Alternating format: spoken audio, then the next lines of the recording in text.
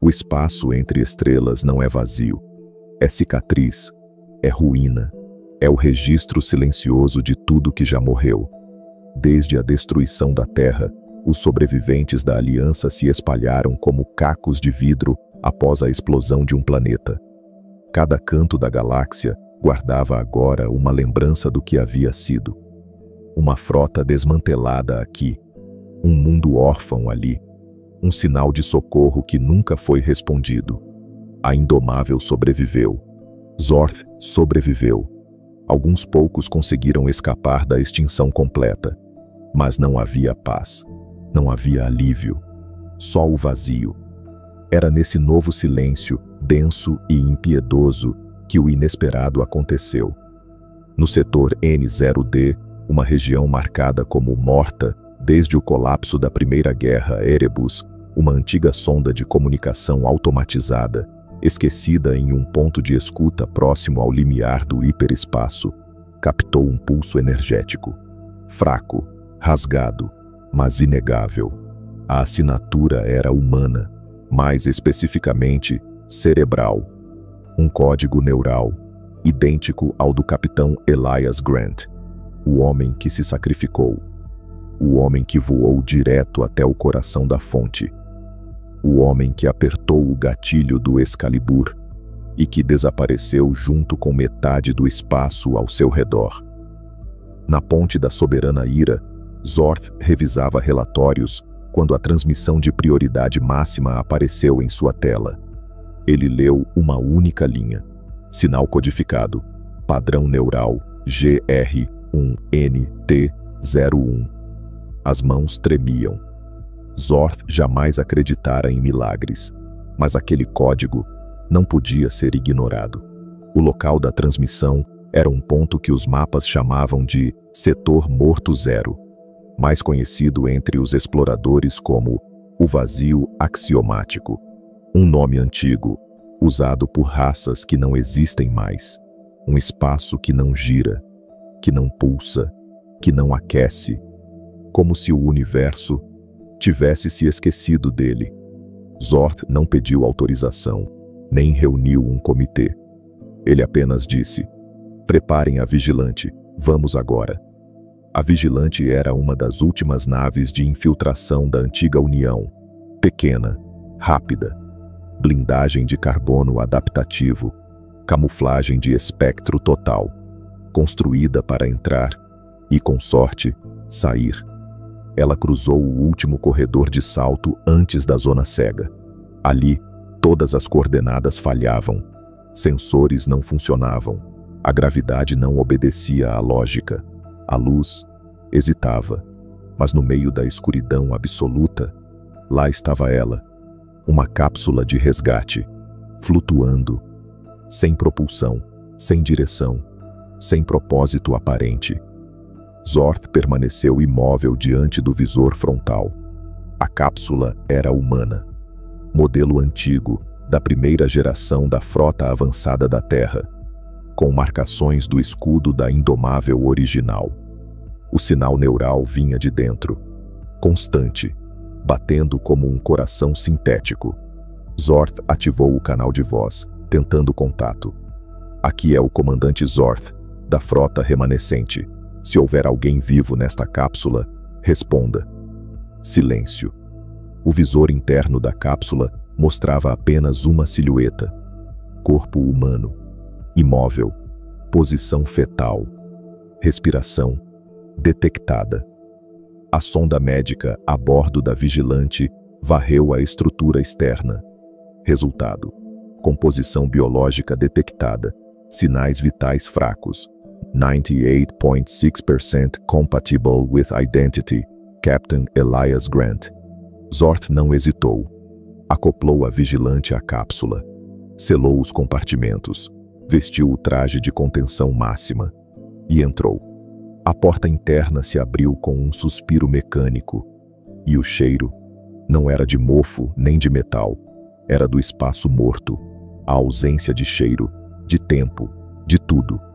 No centro da cápsula, suspenso por correias de contenção antigas, flutuava ele, Grant, ou o que restava dele, rosto era o mesmo, marcas de batalha no maxilar, cicatriz no lado direito, cabelo raspado, mas os olhos negros, não castanhos, negros, como poços, como portais. Zorth aproximou-se com cautela. Grant, silêncio. Você, é você? Os olhos se abriram, lentos, como se fosse a primeira vez. E então, a boca se moveu. Zorth. A voz era humana, mas ecoava, como se falasse de dentro de um túnel. Zorth estendeu a mão. Você está vivo? Grant piscou. Fui absorvido. Zorth recuou um passo. Pelos Erebus? Não. Pausa. Pelo que veio antes deles. O transporte de volta foi feito sob silêncio absoluto. Zorth manteve a cápsula isolada em um compartimento selado da Vigilante, com um campo de contenção de 5 camadas, mesmo sem saber se aquilo faria alguma diferença. Grant, ou aquilo que usava o corpo dele, permanecia imóvel. Ele falava, mas não mexia os lábios.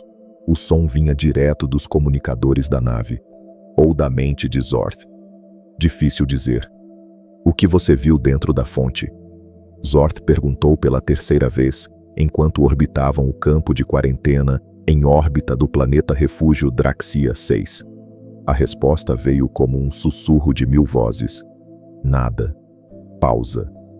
Mas o nada estava vivo. Zorth apertou os punhos. Você está falando de uma entidade?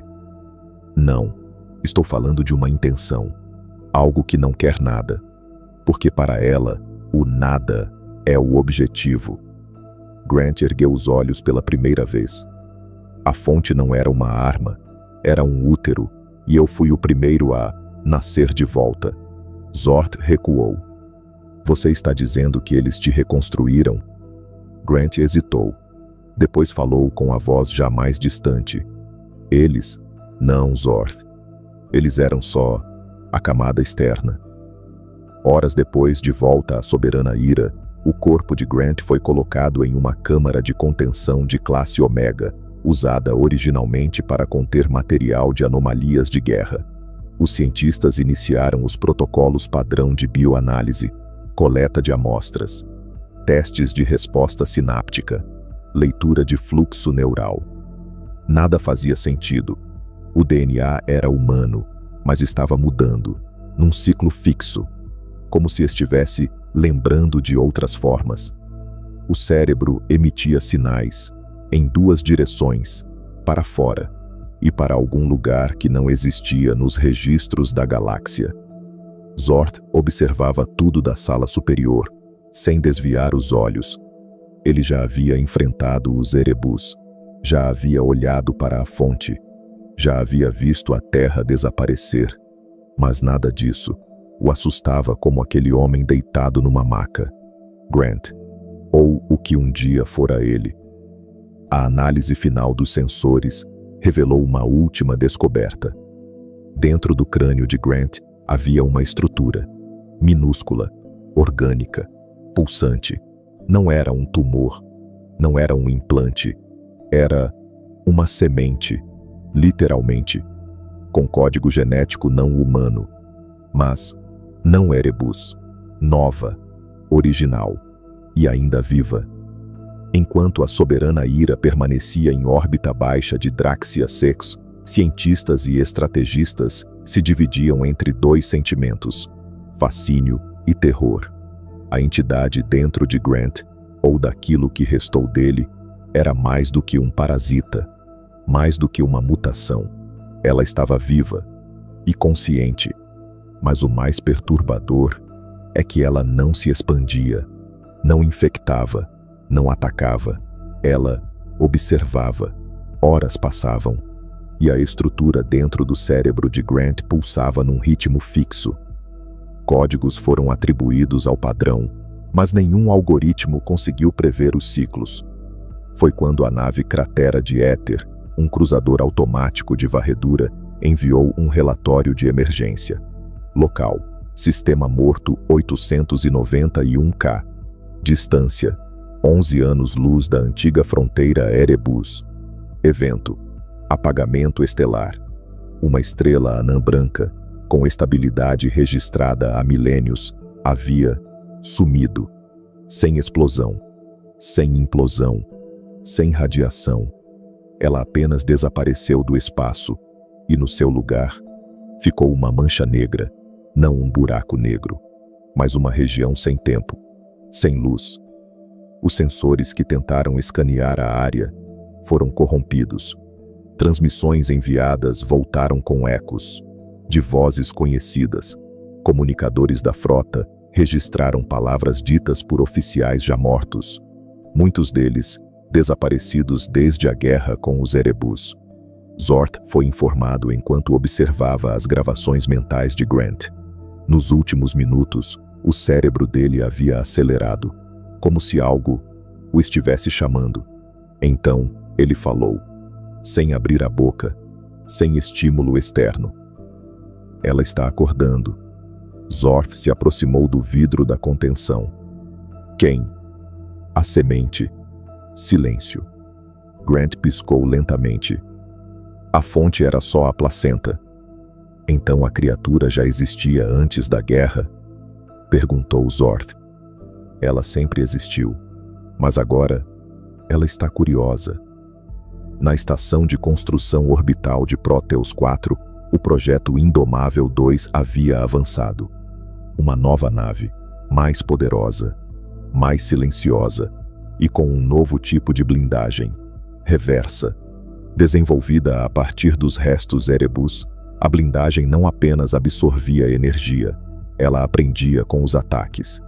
Era uma arma de última esperança, uma fortaleza móvel, mas ao mesmo tempo um risco, porque parte de sua tecnologia vinha daquilo que tentou destruir a galáxia. Kael, um jovem oficial de comunicação, órfão da guerra, fora designado para monitorar as transmissões entre a soberana Ira e a nova Indomável. Mas algo estranho começou a acontecer. Mesmo quando os canais estavam fechados, ele ouvia. No início, era apenas um zumbido. Depois, vozes, palavras desconexas, frases que vinham como lembranças, mas que ele nunca viveu. A respiração do abismo. A semente não cresce. Ela recorda. Você é solo fértil, Kael. Ele não contou a ninguém. Mas em seus sonhos, uma figura o observava.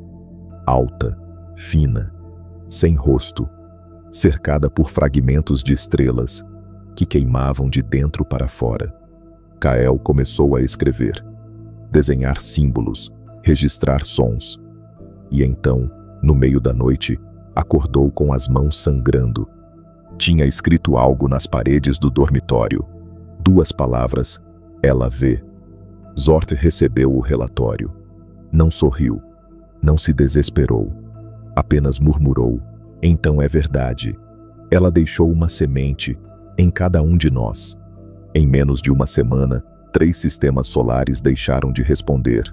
Os nomes começaram a se repetir nos canais de emergência. Seraphim Fourth Orcus Prime, Kepler 79b. Primeiro, o silêncio. Depois, os gritos. E por fim, o vazio.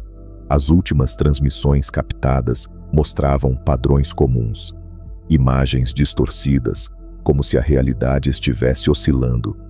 Palavras repetidas, ditas por vozes humanas, mas com entonação errada. Uma presença, sempre fora de foco, sempre no canto do visor. Em Kepler 79b, uma gravação automatizada captou a cena final antes da queda. Uma cidade flutuante inteira, dobrando-se sobre si mesma, não colapsando, mas distorcendo como papel molhado, até desaparecer. Os engenheiros que analisaram os vídeos chegaram a uma única explicação. As leis físicas do planeta estão sendo reescritas. Zord convocou uma reunião de emergência com os remanescentes do Comando Unificado. 12 representantes de 7 espécies ainda vivas. O debate foi inútil. Isso é culpa dos humanos, gritou o delegado Karim, da raça Shiralek. Vocês acordaram a praga, criaram armas com a carne do inimigo, traíram a galáxia inteira. Zorth não respondeu. Não precisou. Na sala de reuniões, ativou o registro psíquico de Grant, gravado horas antes. A projeção flutuou no centro do salão. A galáxia não foi contaminada pela guerra. Ela foi fertilizada. Silêncio. A fonte era só a flor, a beleza venenosa que distrai, enquanto as raízes crescem por baixo. E agora, as raízes chegaram na superfície. A projeção se dissolveu. Os presentes não sabiam o que dizer, mas todos sentiram a mesma coisa. Já era tarde demais. Enquanto isso, Kael continuava ouvindo, não com os ouvidos, com a alma. A cada dia, ele acordava com novas lembranças que não eram dele. Imagens que jamais presenciou, nomes de pessoas que nunca conheceu. E, o mais estranho, fragmentos da terra. Parques, estádios, prédios antigos, tudo em ruínas, mas ainda existindo em algum lugar. Como se a explosão não tivesse apagado a terra, apenas a deslocado. Na ponte da Indomável 2, Zorth observava o campo de testes de armas. As últimas armas antimatéria haviam sido reconfiguradas. A nova blindagem estava operacional, mas ele sabia: armas não salvam. Elas só atrasam. O verdadeiro inimigo não era de carne, nem de metal, nem de energia. Era ideia, era intenção, era a negação de tudo que vive. Horas depois, um novo evento foi registrado. A estrela de Zartis Prime piscou. Não colapsou, não sumiu. Piscou, como se alguém estivesse testando. Zorth assistiu ao replay 10 vezes. Em cada uma, sentia a mesma coisa. A galáxia estava apodrecendo, mas não por ataque, por presença. E em silêncio, ele pensou: talvez a fonte tenha sido misericórdia. Talvez os Erebus fossem o aviso. Talvez o verdadeiro horror ainda esteja chegando. Nos confins do universo, onde a luz já não alcança, algo abriu os olhos e viu a galáxia pela primeira vez.